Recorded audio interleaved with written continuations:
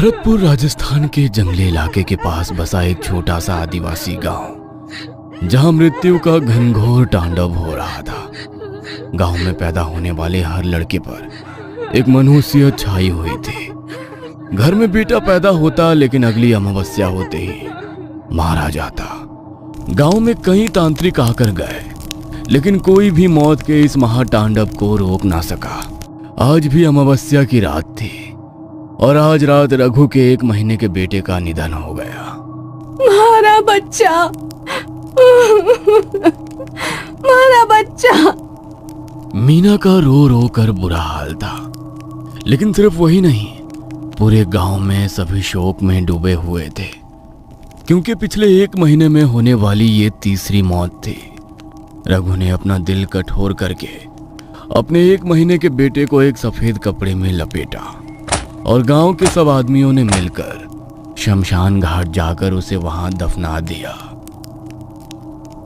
पहले मेरा बेटा, फिर राजू का बेटा, और आज ऐसा लगता है जैसे हर अमावस्या को कोई उनकी बलि लेकर जा रहा है। लेकिन कौन? आखिर कब तक चलता रहेगा ये सब? इतने तांत्रिकों को बुलाया, लेकिन कोई कुछ नहीं कर रहा है।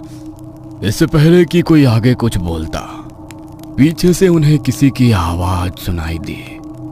एक तांत्रिक काले रंग के वस्त्र धारण किए, लंबी काली दाढ़ी और हाथ में कमंडल लिए हुए था। उसने गांव वालों की ओर देखा और क्षण के लिए वो मौन हो गया, और फिर अगले ही पल बोला, लौट आई है वो, और सब उसकी रक्त की प्यास बुझा रहे हैं तुम्हारे कुल दीपक। अगर तुम्हें उसके श्राप से छुटकारा नहीं मिला तो एक एक करके तुम सबके घर के कुल दीपक बुझ जाएंगे। अभी भी समय है, संभाल लो सब कुछ, वरना पछतावे के सिवा तुम्हारे साथ कुछ नहीं आएगा। इस गांव की आने वाली पुश्तें मौत का ऐसा तांडव देखेंगी कि पूरे गांव में किसी के घर कोई शोक मनाने वाला भी ना रहेगा। ये आप क्या बोल रहे हैं बाबा? और आपको इन सब बातों के बारे में कैसे पता चला? मैं सब जानता हूँ, और ये भी जानता हूँ कि ये सब क्यों हो रहा है। अपनी तंत्र विद्या से वो सब देख सकता हूँ जो तुम्हारी आंखें और बुद्धि नहीं देख समझ सकती। 1 सदी पहले इस गांव में एक औरत रहती थी। कहने को तो वो औरत थी, लेकिन सीरत से डायन थी। वह कई बार गर्भ से हुई और उसने हर बार एक बेटे को जन्म दिया, लेकिन जन्म के 3 दिन के भीतर ही उसके सारे बेटे मर जाते थे। तब उसने तंत्र मंत्र की विद्या सीखी। वो जब 7वीं बार गर्भ से हुई तो उसने अपने ही होने वाली संतान को दीर्घायु बनाने के लिए गांव के बाकी नवजात बच्चों की बलि देनी शुरू कर दी। वो 8 बच्चों की बलियां दे चुकी थी। उसे 21 बलियां पूरी करनी थी, लेकिन उससे पहले ही गांव वालों को उसका काला सच पता चल गया और उन्होंने उसकी झोपड़ी में आग लगा दी। वो उस आग में झुलस कर मर गई, लेकिन गांव वालों को यह श्राप देकर गई कि 1 सदी के बाद वो फिर लौटेगी और गांव के किसी भी घर का कुल दीपक जिंदा नहीं रहने देगी। वो अपना वंश आगे बढ़ाती, इससे पहले ही गांव वालों के द्वारा जलाकर मारी गई, इसलिए वो किसी और के घर का वंश भी आगे नहीं बढ़ने देगी। ये आप क्या कह रहे हैं बाबा? ऐसे तो पूरे गांव का विनाश हो जाएगा। जब किसी का वंश ही आगे नहीं बढ़ेगा तो धीरे धीरे करके पूरा गांव खत्म हो जाएगा। जब आप हमें इतना सब कुछ बता सकते हैं तो इसका समाधान भी कर सकते हैं। कुछ भी करके हमें श्राप से मुक्ति दिलाइए, हमारे वंश को खत्म होने से रोक लीजिए। यह समस्या जितनी जटिल है, इसका समाधान भी उतना ही मुश्किल है। उसके मुंह से उसका शिकार छीनना है तो उसे रक्त के बदले रक्त देना होगा, बलि के बदले बलि। उसके श्राप से तुम सबको तभी मुक्ति मिल सकती है जब उसे हम स्वयं अपनी इच्छा से बलि चढ़ाएं, वो भी पूरी 21, लेकिन किसी जानवर की नहीं, बल्कि अपनी संतानों की। क्या हम आपसे अपनी संतानों का जीवन बचाने का समाधान पूछ रहे हैं और आप हमें इस दलदल में और गहरा धकेल रहे हो? यहाँ पहले ही गांव के इतने बच्चों की जान जा चुकी है और आप कह रहे हो कि हमें अपनी मर्जी से उन्हें अपने संतानों की 21 बेटों की बलि और चढ़ानी होगी। हम अपने हाथों से उसे अपने बेटों की बलि नहीं चढ़ा सकते।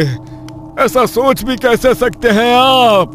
मैंने ऐसा नहीं कहा मूर्ख। बेटों को बचाना है, इसलिए उसे बलि बेटों की नहीं दी जाएगी, बल्कि उसकी दी जाएगी जिसका तुम्हारे वंश से कोई लेना देना नहीं, जो तुम्हारे वंश को आगे नहीं बढ़ाएंगी। छोरे की सलामती के लिए छोरी की बलि देनी होगी। जिस दिन गांव से 21 लड़कियों की बलि पूरी हो जाएगी, गांव पर से ये श्राप खुद ब खुद हट जाएगा। इसका यही एक समाधान है। क्या अपने हाथों से अपनी बेटियों की बलि देनी होगी? नहीं नहीं, वो तो सिर्फ उन लड़कों की ही बलि लेके गई है जो नवजात थे। हमारा नवजात बेटा तो खत्म हो गया, तो मैं किसे बचाने के खातिर अपनी बेटी की बलि दूं? हमारे परिवार ने तो अब उससे कोई खतरा ना है। नहीं, चाहे नवजात हो या उससे बड़ा हो, वो किसी को ना छोड़ेगी। अगर बेटों को बचाना है तो किसी को तो बलि पर चढ़ना पड़ेगा ना। फैसला तुम्हारा है। मैं इसी शमशान में साधना के लिए बैठा हूं। जब निर्णय कर लो तो आ जाना, वरना ये सिलसिला कभी नहीं थमेगा। लेकिन हाँ, जो भी निर्णय लेना है अगली अमावस्या से पहले लेना होगा, क्योंकि अगर अगली अमावस्या को उसे लड़की की बलि नहीं मिली तो वो फिर से एक छोरे को ले जाएगी। तांत्रिक बाबा ने शमशान के एक कोने में अपना आसन लगाया और अपनी साधना करने के लिए बैठ गए। उन्होंने गांव वालों को जो बोला वो उस बात को समझ नहीं पा रहे थे कि बेटों को बचाने के लिए बेटियों को बलि पर चढ़ाना होगा, और उसका फैसला भी उन्हें अगली अमावस्या से पहले ही लेना था। सब अपने अपने घर आ गए थे, लेकिन अगली कई रातें यही बात सोच सोच कर किसी को नींद नहीं आ रही थी। एक तो पहले ही गांव में बेटियों से किसी को ज्यादा मोह ना था, ऊपर से जब उन्हें पता चला कि गांव के छोरों के जीवन की डोर इन छोरियों के जीवन से बंधी है, तब से तो वहां के माहौल में और भी नफरत भर गई थी। सालों साल देवी माँ के लिए निर्जला उपवास किए, तब जाकर 5 छोरियों पर एक छोरा जना था। उस पर भी उस डायन की नजर पड़ गई। अरे उसे अपनी भूख मिटाने के लिए किसी की बलि ही चाहिए थी, तो इन 6 में से किसी एक को ले जाती। महारा लाडे सर क्यों छीन कर ले गई मुझसे? आज तेरा बच्चा लेकर गई है, कल को किसी और का जाएगा। एक एक करके पूरा गांव शमशान में बदल जाएगा। लेकिन ना, हम ये ना होने देंगे। अमावस्या से एक दिन पहले गांव के सभी आदमी चौक में इकट्ठे हुए ताकि एक फैसला ले सकें। अगर तुम सबने अपना फैसला कर लिया है तो बता दो, क्योंकि अगर आज फैसला नहीं लिया तो कल अमावस्या की रात को फिर से किसी के घर का कुल दीपक बुझ जाएगा, और आने वाली हर अमावस्या को ये सिलसिला इसी तरह दोहराया जाएगा। ऐसे तो ये सिलसिला थमने से रहा। इससे तो अच्छा यही है कि हम अपनी बेटियों को बलि चढ़ा दें। वैसे भी बेटियां हमारा वंश आगे नहीं बढ़ा सकती, और हर घर के वंश को मिटने देने से अच्छा है कि हम 21 बेटियों की बलि चढ़ा दें। आखिर कहीं तो ये सिलसिला रुकवाना ही पड़ेगा ना। हाँ, मेरा भी यही मानना है। अपने बेटों को बचाने के लिए उन्होंने ये निर्णय लिया कि वो अपनी बेटियों की बलि चढ़ाएंगे। रात गहराई, सब लोग मिलकर शमशान की तरफ गए, जहां तांत्रिक बाबा अपनी साधना में लीन थे। गांव वालों के कदम जैसे ही शमशान में पड़े, तांत्रिक बाबा को उनके आने का अंदेशा हो गया। उन्होंने हाथ जोड़कर अपना जाप रोक दिया और गांव के लोगों को इशारा करके अपने पास बुलाया। ले लिया निर्णय? हाँ बाबा, हम तैयार हैं। अपने बेटों को बचाने के लिए हम उसे अपनी बेटियों की बलि चढ़ाएंगे। तो फिर ठीक है, कल रात अमावस्या है, तो कल गांव की एक लड़की को लेकर इसी शमशान में आ जाना। लेकिन हाँ, एक बात का ध्यान रखना, बलि उसी लड़की की स्वीकार होगी जो अपनी किशोरावस्था में होगी। नवजात या छोटी बच्चियों की बलियों को वो स्वीकार नहीं करेगी। अगली रात हुई। गांव के एक आदमी बिरजू के घर कुछ दिन पहले ही बेटे ने जन्म लिया था। उसकी बेटी इसी महीने 13 साल की हुई थी। गली की बाकी बच्चियों के साथ वो आंगन में खेल रही थी। तभी बिरजू ने उसे आवाज लगाई। गंगा, जरा बात सुन मेरी। हाँ बोलो बापू, क्या हुआ? चाय पीनी है? मैं अभी बना के लाती हूँ। ना, मने बाहर का एक काम है, तू भी हमारे साथ चल। पर बापू, माँ ने अपनी सहेलियों के साथ खेलना है। हमारा कहीं जाने का मन ना है। आप अकेले चले जाओ ना। अरे थोड़ी देर में वापस आ जाएंगे, चल चल वापस आके खेल लियो। बिरजू ने अपनी बेटी को बातों में बहलाया और उस मासूम सी जान ने अपने पिता पर भरोसा कर लिया। बिरजू ने उसका हाथ पकड़ा और शमशान घाट की ओर चल पड़ा। हम कहाँ जा रहे हैं बापू? चलो ना वापस घर चलते हैं, मने बहुत जोर से भूख लग रही है। अरे तू चिंता मत कर, तने सब खिलाऊंगा। तेरी खातिर एक तोहफा लिया है मैंने, ले इस खातिर अपनी आंखों पे पट्टी बांध ले, रास्ता खत्म होने वाला है। पट्टी नहीं बांधो बापू, मने अंधेरे से डर लगे है। अरे कुछ ना होता छोरी, दिखा। बिरजू ने गंगा को बातों में बहलाया और शमशान घाट के बाहर पहुंचते ही उसने उसकी आंखों पर पट्टी बांध दी। धीरे धीरे कदम रखियो, हाँ बिल्कुल धीरे धीरे। अपने पिता पर भरोसा करके उनका हाथ पकड़कर गंगा ने धीरे धीरे कदम आगे बढ़ाए। बिरजू ने उसे तांत्रिक बाबा के सामने जल रहे यज्ञ कुंड के पास बैठा दिया, जहां तंत्र मंत्र की सामग्री के साथ एक धारदार हथियार भी रखा था। एक बार को तो बिरजू का भी दिल वो धारदार चाकू देखकर दहल उठा, लेकिन अगले ही पल उसने सोचा, ना, तांत्रिक बाबा ने बोला था कि बेटी की बलि मुझे अपनी स्वेच्छा से देनी होगी। मुझे अपने मन को कठोर करना होगा, वरना छोरों की जान भी चली जाएगी और उस डायन को संतोष भी ना मिलेगा और वो फिर खा जाएगी हमारे गांव के छोरों को। बापू हम कहाँ आ गए? मैं अपनी आँखों से पट्टी निकाल दूं क्या? ना छोरी, अभी ना, बस थोड़ी देर और रुक जा। तांत्रिक बाबा ने वो धारदार चाकू उठाया और बिरजू की सहमति के लिए उसकी तरफ इशारा किया। बिरजू ने हाँ में गर्दन हिलाई और उसी वक्त तांत्रिक बाबा ने यज्ञ कुंड में गंगा को बलि चढ़ा दिया। बिरजू के कपड़ों पर अपनी ही बेटी की खून की छींटें थी। उसकी बेटी की कटी हुई खोपड़ी यज्ञ कुंड में जल रही थी और उसका कटा हुआ धड़ उसके पैरों के सामने गिरा हुआ तड़प रहा था। लेकिन उसकी आंखों में इस बात का दुख नहीं था कि उसने अपनी आंखों के सामने अपनी बेटी को बलि पर चढ़ा दिया है, बल्कि उसकी आंखों में एक अलग ही चमक थी। अब मेरे बेटे को कुछ नहीं होगा ना बाबा? नहीं, अब तेरा बेटा सुरक्षित है, तो अब निश्चिंत हो जा। बिरजू बहुत खुश था कि अब उसके बेटे को कुछ नहीं होगा। वो खिलखिलाता हुआ अपने घर आया। दे दी बलि छोरी की, अब अपने बेटे को कुछ ना होएगा, अब हमारा वंश ना मिटेगा। चलो अच्छा है, कल हवन करा देंगे छोरी के नाम का। मन को छोटा ना करो, वो बड़ी बहन थी छोरों की, उसका फर्ज था उसकी रक्षा करना। अमावस्या की रात को गंगा की बलि देने के बाद उस रात गांव में किसी लड़के की जान नहीं गई, तो सब मान गए कि तांत्रिक बाबा ने उन्हें बिल्कुल सही उपाय बताया है। अब अगली अमावस्या आने वाली थी। गांव में जिसके घर में भी उनकी बेटी किशोरावस्था में थी, वो सभी एक एक करके हर अमावस्या को अपनी बेटी को बलि चढ़ाने के लिए तांत्रिक बाबा के पास लेकर जा रहे थे। एक के बाद एक करके 18 लड़कियों को वो लोग बलि पर चढ़ा चुके थे। बाकी थी अब बस 3। बस कुछ दिन और, बस कुछ दिन और ये खूनी खेल चलेगा, उसके बाद मैं मुक्त हो जाऊंगा, मुक्त हो जाऊंगा हमेशा हमेशा के लिए। क्या रुक जाएगा ये खूनी खेल, या ऐसे ही एक एक करके गांव की लड़कियों की बलि चढ़ती रहेगी? आखिर कौन है वो डायन, और ये तांत्रिक डायन के बारे में इतने विश्वास के साथ कैसे सब कुछ जानता है? सारे सवालों के जवाब जानने के लिए हमारे साथ कहानी के अगले भाग में बने रहिए।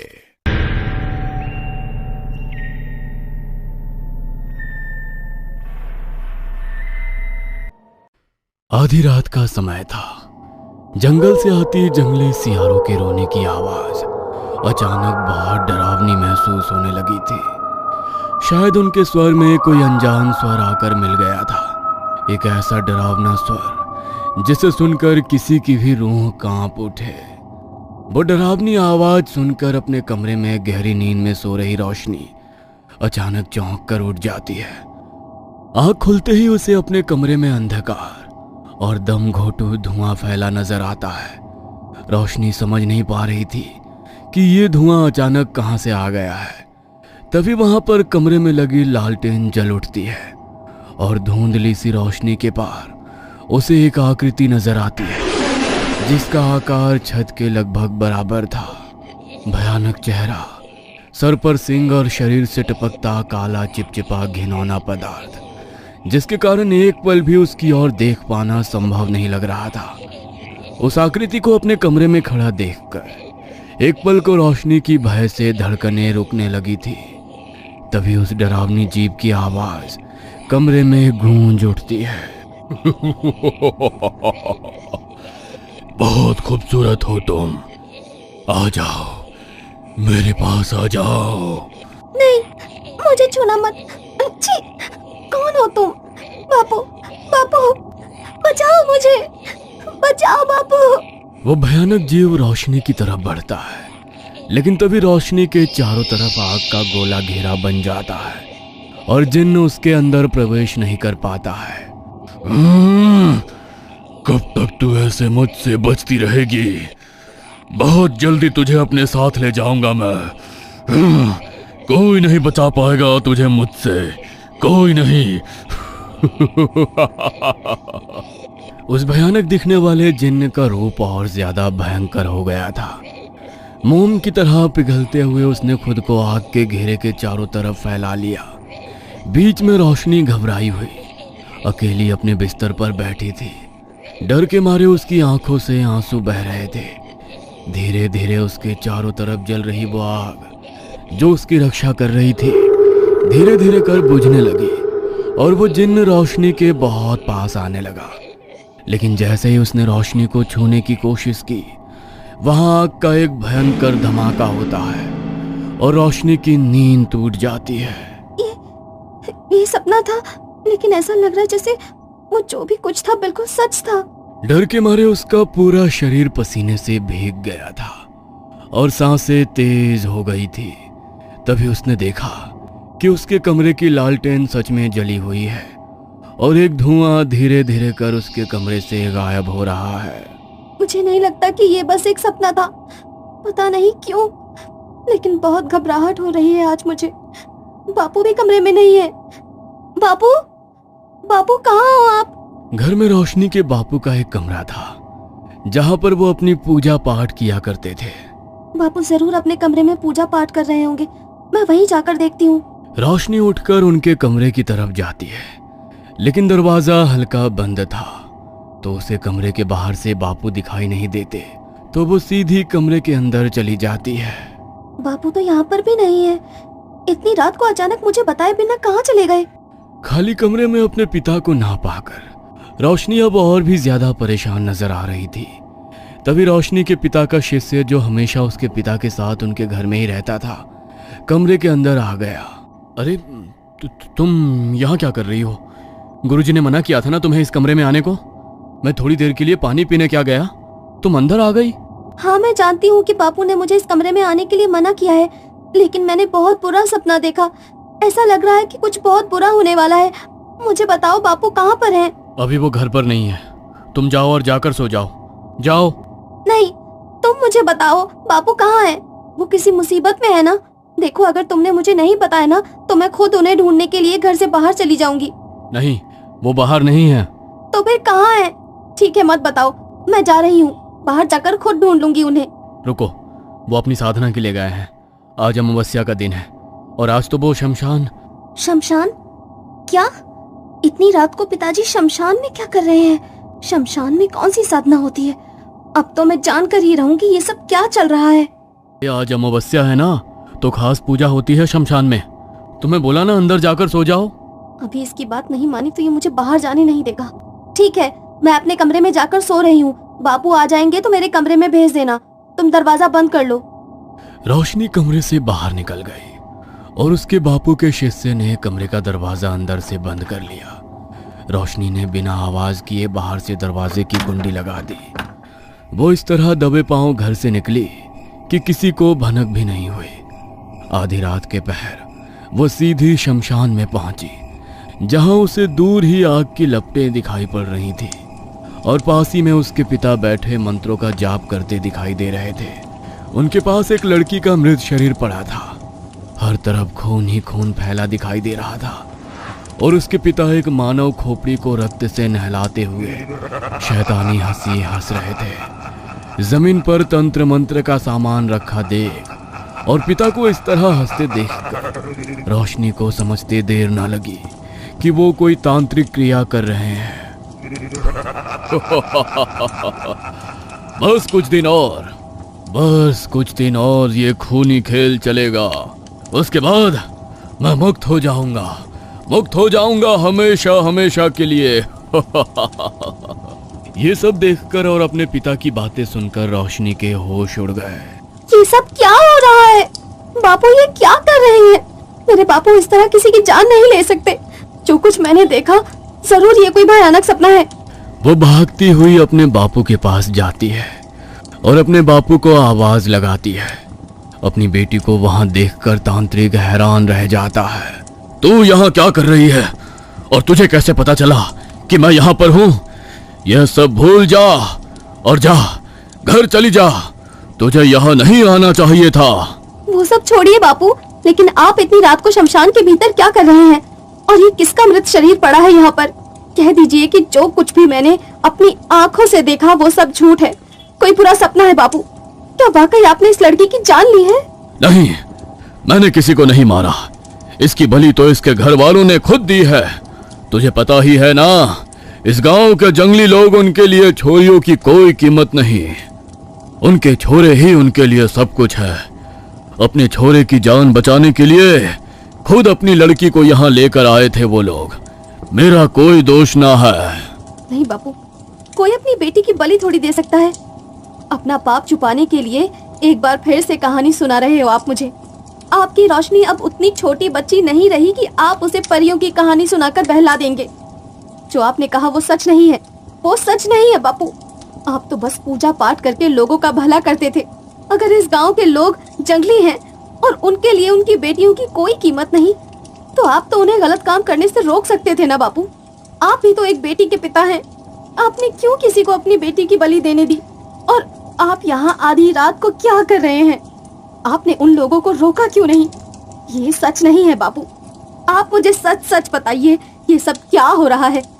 मुझे मेरे सवालों का जवाब चाहिए। अपने सवालों का जवाब लिए बिना मैं यहाँ से लौटकर नहीं जाऊंगी। आपको मेरी कसम है बापू, सच बोलिए। ये तूने क्या किया? अपनी कसम क्यों दी तूने मुझे? देख बेटा, मैं ये जो कुछ भी कर रहा हूँ ना, तेरे अच्छे के लिए ही कर रहा हूँ। जा, चली जा यहाँ से। मैंने कहा ना, भूल जा। तूने यहाँ जो कुछ भी देखा उसे एक बुरा सपना समझकर भूल जा। क्या आप ये सब मेरे लिए कर रहे हो? लेकिन आपको मेरे लिए किसी की बलि देने की क्या जरूरत पड़ गई? मैं किसी की मौत का बोझ अपने ऊपर नहीं लेना चाहती। सच सच बताइए, आखिर ये सब क्या हो रहा है? क्यों किया आपने ऐसा? बोलिए, जवाब दीजिए मुझे। बेटी, इस सब का जिम्मेदार मैं हूँ। मैं तो पूजा पाठ करके ही अपना जीवन जी रहा था। एक रोज सुबह के 4 बजे मैं जंगल में पूजा के लिए फूल फल वगैरह लेने गया था। दिन अभी निकला नहीं था, हर तरफ अंधेरा ही दिखाई दे रहा था। तभी मुझे एक साधु जैसा दिखने वाला आदमी एक पेड़ के नीचे बैठा दिखाई दिया, जो अकेले में अपने आप से कुछ बड़बड़ा रहा था। मुझे लगा कि शायद उन्हें मेरी मदद की जरूरत होगी, इसीलिए मैं उनकी तरफ बढ़ गया। बाबा, कौन है आप? आज से पहले तो आपको कभी इस जंगल में नहीं देखा। रास्ता भटक गए हैं क्या? भटका नहीं, अब तो मार्ग मिला है। मेरे पास वो शक्तियां हैं कि मैं आंख बंद करके वो काम कर सकता हूँ जो तुम खुली आंखों से नहीं कर सकते। आंखें बंद करके यहाँ बैठे बैठे तुम्हारा भूत, भविष्य, वर्तमान सब बता सकता हूँ। भूत, पिशाच, ईश्वर, मुझे किसी का भय नहीं। क्या बात कर रहे हैं? जरूर आपका मानसिक संतुलन बिगड़ गया है। इस संसार में सबसे शक्तिशाली ईश्वर है, उसकी शक्ति के आगे कुछ भी नहीं। ईश्वर? हाँ, पुजारी होना तुम मंदिर में परसों से पूजा पाठ कर रहे हो। क्या दिया तेरे ईश्वर ने तुझे? तेरे 2 वक्त के भोजन का भी ठिकाना नहीं है। एक बेटी है तेरी, उसके अलावा संसार में तेरा कोई नहीं। उस बेटी को भी तो तेरे भगवान ने जानलेवा बीमारी दी है। तेरा ईश्वर बचा नहीं पाएगा उसे। अगले 2 साल के भीतर हमेशा हमेशा के लिए तुझे छोड़कर चली जाएगी वो, और तू ऐसे ही उसके आगे घंटी बजाता खड़ा रह जाएगा। मैंने तो आपको अपने बारे में कुछ भी नहीं बताया। आप मेरे विषय में इतना सब कुछ कैसे जानते हैं? कोई जादूगर हैं क्या? लगता है तुमने मेरी बातों को ध्यान से सुना नहीं। मैं कोई जादूगर नहीं, बल्कि तंत्र का महाज्ञान रखने वाला तांत्रिक हूँ। भगवान को छोड़ो और मेरे साथ तंत्र की साधना करो। तुम्हें वो सब कुछ हासिल होगा जिसकी तुमने कामना की है। अपनी बेटी की जान बचाना चाहते हो ना? तुम्हारी बीमारी का किसी भी वैद्य के पास कोई तोड़ नहीं मिल रहा था, इसलिए जब उसने तुम्हारी बीमारी को ठीक करने के बारे में कहा तो मैं उसकी बातों में आ गया और तंत्र साधना करने के लिए तैयार हो गया। उस साधु ने मुझे बताया कि उसने अपनी तंत्र विद्या से एक जिन्न को साथ रखा है और वो जिन्न अदृश्य रूप में 24 घंटे उसके साथ रहता है। उस जिन्न की मदद से ही वो किसी का भी भूत भविष्य वर्तमान चुटकियों में पता लगा सकता है और कुछ भी पा सकता है। जिन्न के पास ऐसी असीम शक्तियां हैं जिसकी मदद से कुछ भी संभव है। यहाँ तक कि उन्होंने मुझे आश्वासन दिलाया कि तुम्हारी बीमारी भी चुटकी बजाते ही सही हो सकती है। बस मैंने सोच लिया था कि अब मुझे भगवान की नहीं शैतान की पूजा करनी है। बाबा के सानिध्य में मैंने तंत्र साधना करना शुरू कर दिया। देर रात जब पूरा गांव सो जाता तो रात के 2 बजे मैं जंगल में जाकर उस बूढ़े से तंत्र की विद्या सीखता। उसने मुझे तंत्र की गहरी से गहरी विद्या समझाई और डरावनी काली शक्तियों को अपने वश में करने के तरीके भी बताए। बाबा को ही मैं अपना गुरु, अपना भगवान समझने लगा था। एक दिन बाबा अचानक से गायब हो गए और उस दिन के बाद उन्होंने जंगल में मुझसे मिलना बंद कर दिया। मुझे यही समझ में आया कि शायद मेरी शिक्षा पूरी हो गई है, इसलिए अब बाबा यहाँ नहीं आते। रोशनी के पिता को जंगल में मिला वो बूढ़ा आदमी कौन था? आखिर किस चक्र में फंसा है वो? क्या तंत्र विद्या सिखा रहा वो बूढ़ा वाकई में रोशनी के पिता की मदद करना चाहता है, या उसकी मंशा कुछ और है? बिना कुछ कहे, बिना कुछ बताए अचानक से उसका गायब हो जाना, क्या इन सब के पीछे भी कोई गहरा राज है? ऐसे ही अनेक सवालों के जवाब जानने के लिए आपको कहानी का अगला भाग देखना होगा, इसलिए जुड़े रहिए हमारे साथ कहानी के अगले भाग में।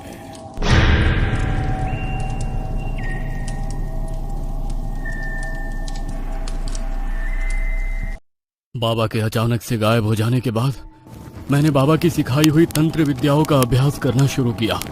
उनकी सिखाई हुई तंत्र विद्याएं वाकई असरदार थी। मेरा किया हुआ कोई भी तंत्र खाली नहीं जा रहा था। अपने ऊपर अटूट विश्वास हो रहा था मुझे कि मैं अपनी तंत्र शक्ति से किसी का भी भूत और वर्तमान बदल सकता हूँ। बस उसी इच्छा में मुझसे गलती हुई और अपनी शक्ति के आवेश में मैंने अपनी सारी समस्याओं से छुटकारा पाने के लिए जिन्न को बुलाने की साधना शुरू करने का मन बनाया। हफ्तों तक लंबी चली कठोर साधना के बाद एक रात दिन प्रकट हुआ। उसके चारों तरफ अग्नि का एक घेरा बना हुआ था। जिन्न को अपने समक्ष देखकर मेरी खुशी का कोई ठिकाना नहीं था। मुझे लगा कि मैंने अपनी जिंदगी का सबसे बड़ा खजाना पा लिया है। मेरी शक्तियां अब असीम हो जाएंगी। खुशी के मारे मैं जोर जोर से हंसने लगा। मेरी साधना सफल हो गई। अब तुम हमेशा मेरे गुलाम बनकर रहोगे। जो मैं चाहूंगा वो सब तुम्हें मुझे देना पड़ेगा। मेरी शक्तियां असीम हो जाएंगी। मूर्ख तांत्रिक, तेरा खिलौना नहीं हूं मैं कोई भूत प्रेत नहीं हूं जो तेरा गुलाम बनकर रहूंगा। जिन्न हूं मैं। तूने मेरी साधना की और तू यह भी नहीं जानता कि जिन्न को साधने के बाद उसे खुश कैसे किया जाता है। जिस बूढ़े तांत्रिक ने तुझे तंत्र की विद्या दी है उसने कोई एहसान नहीं किया तुझ पर। अपने स्वार्थ के अधीन होकर उसने मुझे मेरे लोक से बुला तो लिया, किंतु अब मुझे प्रसन्न रख पाने का साहस नहीं बचा था उसके अंदर। वो जानता था कि अब भी अगर मेरी मांग पूरी ना हुई तो मैं उसकी जान लेकर उसे समाप्त कर दूंगा। इसलिए उसने अब मुझे तुम्हें सौंपने का मन बनाया। और फिर वो रोज जंगल में आकर तुम्हें तंत्र विद्या सिखाने लगा ताकि तू भी अपनी समस्या के समाधान के लिए मुझे आने का न्योता दे और उसकी जान बच सके। अब मुझे खुश करने की जिम्मेदारी तेरी है। तुझे पता है ना जिन्न को कुंवारी लड़कियों से कितना मोह होता है। अपनी बेटी की जान बचाना चाहता है ना, तो ठीक है, 21 कुंवारी लड़कियों की बलि चाहिए मुझे। हर अमावस्या को एक नई लड़की। नहीं, मैं कोई बलि नहीं देने वाला। मैंने तुम्हें यहाँ सिर्फ इसलिए बुलाया है क्योंकि मैं अपनी बेटी को बीमारी से मुक्त करना चाहता था। तेरी बेटी की बीमारी तो ठीक नहीं होगी, हाँ, लेकिन अगर तूने मुझे एक एक करके लड़कियां लाकर नहीं दी तो मैं हमेशा हमेशा के लिए तेरी बेटी के शरीर पर कब्जा कर लूंगा और फिर तेरी बेटी के साथ वो होगा जो एक पिता कभी भी अपनी आंखों से नहीं देख सकता। क्या मतलब है तुम्हारा? तेरे पास सोचने का समय नहीं है। जितनी लड़कियों की बलि तू देगा उनकी आत्मा पर मेरा कब्जा हो जाएगा और फिर वो मर कर भी हमेशा के लिए मेरी ही रहेंगी। और हाँ, अगर तू मुझे कुंवारी लड़कियों की बलि देगा तो मैं वादा करता हूँ तेरी बेटी बिल्कुल स्वस्थ हो जाएगी और हमेशा तेरे साथ रहेगी। सोच ले, तुझे अपनी बेटी की रक्षा करनी है या गांव की बाकी लड़कियों की? नहीं, तुम्हें कुंवारी लड़की की बलि चाहिए ना, तो तुम्हें मैं ला कर दूंगा, लेकिन मेरी बेटी नहीं। मैं तुमसे वादा करता हूँ तुम्हें 21 कुंवारी लड़कियों की बलि मैं दूंगा। तुम्हें हर अमावस्या को एक लड़की मिलेगी, लेकिन मुझसे वादा करो तुम मेरी बेटी को कुछ नहीं करोगे। मुझे तो बस कुंवारी लड़की चाहिए, अब चाहे वो तुम्हारी बेटी हो या किसी और की। लेकिन हाँ, अगर अपने वादे से मुकरे तो वो तुम्हारी बेटी की आखिरी रात होगी और मैं जानता हूँ तुम ऐसा नहीं चाहोगे, इसलिए जो वादा किया है वो हर हाल में पूरा करना। तांत्रिक को चेतावनी देकर जिन्न वहां से ओझल हो गया, लेकिन तांत्रिक अब डर चुका था क्योंकि वो जानता था कि अगर उसने जिन्न को कुंवारी लड़कियों की बलि नहीं चढ़ाई तो वो उसकी बेटी को ही अपना शिकार बना लेगा। कुंवारी लड़कियों की बलि देने के लिए कुछ करना होगा। कहां से लेकर आऊंगा मैं इतनी सारी कुंवारी लड़कियां? गांव के लोगों के मन में डर फैलाना होगा और उसी डर का फायदा उठाना होगा मुझे। अगर ये सब सच है तो गांव में डायन की कहानी और उन बच्चों की मौत, वो सब क्या था बापू? वो सब मैंने ही किया था बेटी। मैंने ही अपने काले जादू से जान ली थी उन सब की, और गांव वालों को मुझ पर यकीन हो इसलिए डायन की झूठी कहानी बताई ताकि अपने बेटों को बचाने के लिए वो अपनी बेटियों की बलि चढ़ाने के लिए अपनी इच्छा से तैयार हो जाएं। मैंने कभी सपने में भी नहीं सोचा था बापू कि आप ऐसा करोगे। जन्म और मृत्यु पर किसी का जोर चलता है क्या? मैं ईश्वर से जितनी जिंदगी लिखवा कर लाई थी उतना ही तो जीवन मिलेगा ना मुझे। आपने विधि के विधान को बदलने की कोशिश की और उसके लिए इतनी मासूम बच्चियों को बलि पर चढ़ा दिया। जिस तरह आपने अपनी बेटी के बारे में सोचा उस तरह कभी उन सब बेटियों के बारे में भी सोचा होता? नहीं, आप मेरे बापू हो ही नहीं सकते, नहीं हो सकते। उन बच्चियों की मौत के जिम्मेदार जितने उनके खुद के माँ बाप हैं, उससे कई गुना ज्यादा आप भी हैं। ये गांव, ये समाज बेटियों के जीने लायक है ही नहीं। अरे कैसे माँ बाप है वो जो अपने बेटे की जान बचाने के लिए अपनी बेटियों को कुर्बान करने को तैयार हो गए? क्या एक बेटी के अंदर जीवन नहीं होता? क्या वो माता पिता का अंश नहीं होती? क्या एक बेटा ही सब कुछ है? शर्म आती है मुझे आप सबके ऊपर। ऐसे समाज में जीने से तो अच्छा है मर ही जाऊं। मुझे माफ कर दे बेटी, लेकिन मैंने जो कुछ किया तेरी खातिर किया, वरना मैं कभी किसी की बलि नहीं चढ़ाता। एक बार मुझे माफ कर दे, बस 3 अमावस की रात और है, बस 3 बलि और देनी है मुझे, उसके बाद सब ठीक हो जाएगा। उसके बाद ना तुझे और कोई खतरा होगा, ना मुझे किसी की बलि देनी पड़ेगी। छी बापू, अभी भी आप यही सोच रहे हैं? अभी भी उन 3 मासूमों की जान लेना चाहते हैं आप? नहीं, मैं ऐसा नहीं होने दूंगी। मेरी वजह से पहले ही इतनी छोरियां अपनी जान खो चुकी हैं। लेकिन सब कुछ जानने के बाद मैं और 3 मासूमों के खून का पाप अपने ऊपर नहीं लेना चाहती। उनकी मौत की जिम्मेदार नहीं बनना चाहती मैं। मेरी वजह से उनकी जान जाए, इससे अच्छा तो मैं खुद ही अपनी जान ले लेती हूँ। ये क्या बोल रही है तू बेटी? नहीं, तू ऐसा कुछ नहीं करेगी, कुछ नहीं करेगी तू ऐसा। रोशनी ने यज्ञ कुंड के पास पड़ा धारदार चाकू उठाया, जिससे उसके बापू ने गांव की लड़कियों की बलि दी थी। अभी भी उस पर खून लगा हुआ था। चाकू छोड़ दे बेटी, चाकू छोड़ दे। मैं जा रही हूँ बापू, लेकिन अगर आप मुझसे प्यार करते हो ना, तो वचन दो मुझे कि इसके बाद किसी की जान नहीं जाएगी। अगर मेरे जाने के बाद एक और जान चली गई ना, तो मेरी ये आत्मा कभी मुक्त नहीं हो पाएगी। नहीं बेटी, नहीं। रोशनी ने रोते हुए अपनी गर्दन पर चाकू रखा और खुद को खत्म कर लिया। तांत्रिक के सामने उसकी बेटी ने अपने हाथों से खुद की जान ली, लेकिन वो कुछ नहीं कर पाया। वो बौखलाया। अपनी बेटी के जाने के बाद उसे एहसास हुआ कि उसने कितनी मासूम बच्ची को अपने कारण मौत के घाट उतार दिया है। ये तूने क्या किया मेरी बच्ची? तेरे लिए मैंने सब किया, इतनी बलियां तेरे लिए दी, और तू ही मुझे छोड़कर चली गई। लेकिन तूने जो कहा है, अब तेरा बापू वही करेगा। तू चाहती है ना कि तेरा बापू उन लड़कियों की जान बचाए, तो अब मैं किसी की जान नहीं जाने दूंगा।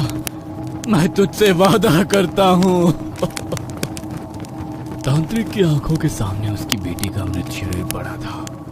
वो उसे हाथों में भरकर बिलख बिलख कर रो रहा था, इस आस में कि शायद वो वापस आ जाए। लेकिन वो अब बहुत दूर जा चुकी थी। मगर जो काम वो अपने बापू को सौंप कर गई थी, अब वो उसे करना था। अपनी बेटी के जाने के दुख में वो पूरी रात शमशान में ही बैठा रहा। सुबह हुई तो उसने अपनी बेटी की चिता को अग्नि दी। पास की नदी पर स्नान करके वो सीधा गांव पहुंचा।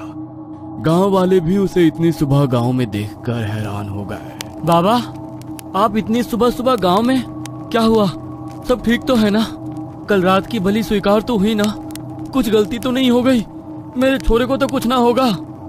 गलती तो बहुत बड़ी हो गई है, तुम सब मुझे माफ कर दो। ये सब मेरी वजह से हुआ।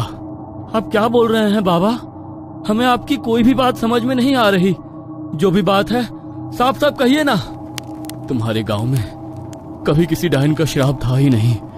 वो डायन, वो बलिया, सब कुछ झूठ था। मैंने तुम्हें जो कहानी सुनाई, वो सब मेरा मनगढ़ंत झूठ था। मैंने ही तुम्हारे गांव के छोरों पर मृत्यु तंत्र छोड़ा ताकि वो मौत के घाट उतर जाएं, और फिर तुम्हारे मन में उस श्राप का डर डालकर तुम्हें अपनी बेटियों की बलि देने के लिए मजबूर किया। क्या? ये सब क्या बकवास कर रहे हो आप? अगर ये सच है ना, तो याद रखना, हमसे बुरा कोई नहीं होगा। गांव के चौराहे पर जिंदा जला देंगे तुम्हें। सच सच बताओ, आखिर ये सब क्या चल रहा है? तांत्रिक ने उन लोगों के आगे सारा सच उगल दिया। गांव वाले सच जानकर उसे मारने के लिए दौड़ पड़े। लेकिन तभी तांत्रिक बोला, अगर तुम लोगों को मुझे मारना है तो मार डालना, लेकिन अभी मुझे तुम्हारी बेटियों को बचा लेने दो। मेरी बेटी ने मुझसे वचन लिया है कि मैं उन्हें बचाऊं, वरना उसकी आत्मा को मुक्ति नहीं मिलेगी। मैं तुमसे वादा करता हूं कि तुम्हारे गांव के किसी एक भी इंसान पर कोई आंच नहीं आने दूंगा। मुझे मेरी क्रिया कर लेने दो, उसके बाद चाहे मुझे अपने हाथों से मार डालना। तांत्रिक को अगली अमावस्या तक का इंतजार करना था। अगली अमावस की रात को वो शमशान घाट में गया और उसने अपनी क्रिया करनी शुरू की। यज्ञ कुंड में वो सामग्री डालता रहा, लेकिन बलि लेने के स्थान पर उसने अपनी हथेली पर चीरा लगाकर यज्ञ कुंड में अपने रक्त की कुछ बूंदें टपकाई। तभी वहां बहुत तेज रोशनी हुई और वह जिन्न तांत्रिक के सामने आकर खड़ा हो गया। वह बहुत गुस्से में था, उसकी आंखों में खून उतरा हुआ था। वह तांत्रिक की ओर बढ़ा। बलि कहाँ है मेरी? तूने तो मुझसे वादा किया था ना कि हर अमावस को मुझे बलि देता रहेगा। बलि कहाँ पर है? कुंवारी लड़की की बलि चाहिए मुझे। नहीं, पहले ही बहुत बड़ा पाप कर चुका हूं मैं। आगे तुझे और बलि देकर और पाप नहीं कर सकता। नहीं चाहिए मुझे तुझसे कुछ भी। चला जा यहाँ से। मेरी बेटी इस दुनिया से जा चुकी है, अब मुझे कोई डर नहीं है। तू मेरे जाल में फंस चुका है, मैं ऐसे नहीं जाने वाला। तुझे अब मुझसे कुछ नहीं चाहिए, वो तेरी मर्जी है। लेकिन अगर मुझे बलि नहीं मिली तो मैं तुझे ले जाऊंगा। मैं तो वैसे भी खत्म हो चुका हूं, लेकिन तेरा खात्मा करना बहुत जरूरी है। अगर तुझे खत्म नहीं किया तो तू और बच्चियों की जिंदगी भी खराब करेगा। तांत्रिक ने कुछ मंत्रों को बोलना शुरू किया जो उर्दू भाषा के थे। उसने जैसे ही मंत्रों का उच्चारण करना शुरू किया, जिन्न बहुत ज्यादा गुस्से में आ गया। वो तांत्रिक की तरफ उसे खत्म करने के लिए बढ़ा, लेकिन कोई शक्ति थी जो उसे तांत्रिक तक पहुंचने नहीं दे रही थी। तांत्रिक ने जिन्न की ओर देखा। जिन्न के मार्ग में उसे अपनी बेटी का साया नजर आया, जो जिन्न को तांत्रिक तक पहुंचने से रोक रही थी। तांत्रिक की आंखों में आंसू बड़बड़ाने लगे। अपनी बेटी को अपनी रक्षा में खड़े देख तांत्रिक का मनोबल और बढ़ गया था। मंत्रों को पढ़ते हुए तांत्रिक के शरीर की सारी ताकत खत्म होती जा रही थी। उसका शरीर मानो बेहद कमजोर होता जा रहा था। जिन्न ने अपनी शक्ति से शमशान घाट में घूम रही अतृप्त आत्माओं को भी तांत्रिक की ओर मोड़ दिया था, जो अब तांत्रिक के ऊपर हावी होने का प्रयास कर रही थी। लेकिन तांत्रिक को बार बार अपनी बेटी का चेहरा नजर आ रहा था और उसी को अपनी हिम्मत बनाकर वो मंत्रों का उच्चारण करता जा रहा था। तांत्रिक की नाक, कान और आंखों से खून बहने लगा था। उसके सर में इतना तेज दर्द हो रहा था मानो उसका दिमाग फट जाएगा, लेकिन उसने मंत्रों को पढ़ना जारी रखा। पूरे 1.5 घंटे तक उसने जिन्न के साथ वो लड़ाई लड़ी जो अब तांत्रिक के ऊपर हावी होने का प्रयास कर रही थी। लेकिन तांत्रिक को बार बार अपनी बेटी का चेहरा नजर आ रहा था और उसी को अपनी हिम्मत बनाकर वो मंत्रों का उच्चारण करता जा रहा था। तांत्रिक की नाक, कान और आंखों से खून बहने लगा था। उसके सर में इतना तेज दर्द हो रहा था मानो उसका दिमाग फट जाएगा, लेकिन उसने मंत्रों को पढ़ना जारी रखा। पूरे 1.5 घंटे तक उसने जिन्न के साथ वो लड़ाई लड़ी और आखिरी मंत्र के साथ ही एक भयंकर विस्फोट हुआ, जिसमें वो जिन्न वहीं पर नष्ट हो गया और उसके साथ ही तांत्रिक ने भी अपना दम तोड़ दिया। उसने अपने जीवन में कमाया हुआ सारा ज्ञान और सारी शक्तियां जिन्न को खत्म करने में झोंक दी थी, ताकि वो अपनी बेटी से किया हुआ वादा पूरा कर सके और उसकी बेटी की आत्मा को मुक्ति मिल सके।